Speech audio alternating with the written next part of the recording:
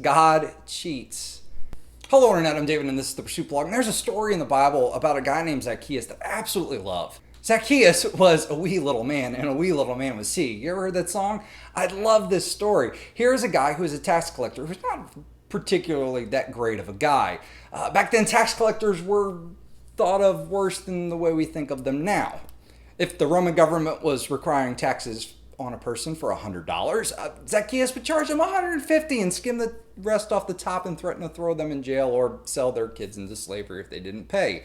Not the nicest guy in the world. But here's that a man named Jesus is showing up to town, and Zacchaeus is interested. Now everybody's been talking about Jesus. He's been going around healing people and forgiving their sins and claiming to be the Son of God, all of which people really didn't typically do. So Zacchaeus was interested, but the problem was Zacchaeus didn't have any friends.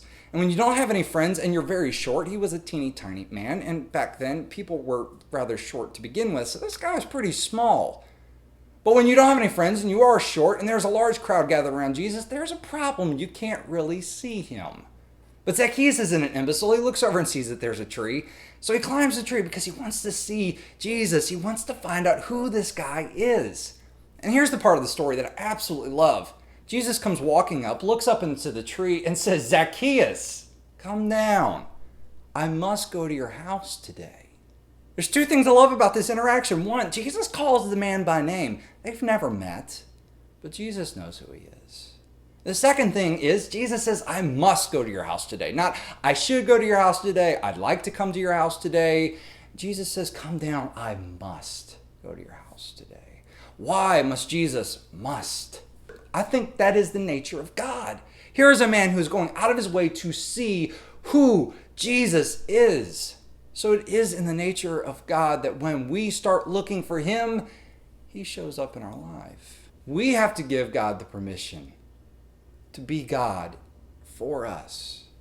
We just have to climb a tree or turn around or show up. One of the things that I love about God is the fact that he cheats. Yes, God cheats. He knows your name. He knows where you are when you try hiding from him. He knows all of these things. He is waiting for you to make the first step. God never pushes himself off on people. He is waiting for you to take that first step to get to know who he is. To turn around or to come out from under the covers. Because let's face it, a lot of us just hide from God. Whether we know who he is exactly or we just have a feeling that there is something else out there, we tend to hide from God, and we tend to do it in pretty strange ways. But God waits for us to take that first step. I love the story of the prodigal son. If you've never heard it, click the link that is somewhere on this video and you can watch me tell that story. But at the end of the video, the prodigal son, he gets tired of the way he's living. So he decides to go home. Now, all it takes is for this young man to start walking down his street for his father, who has been waiting for him the whole time, waiting for him to come to his senses.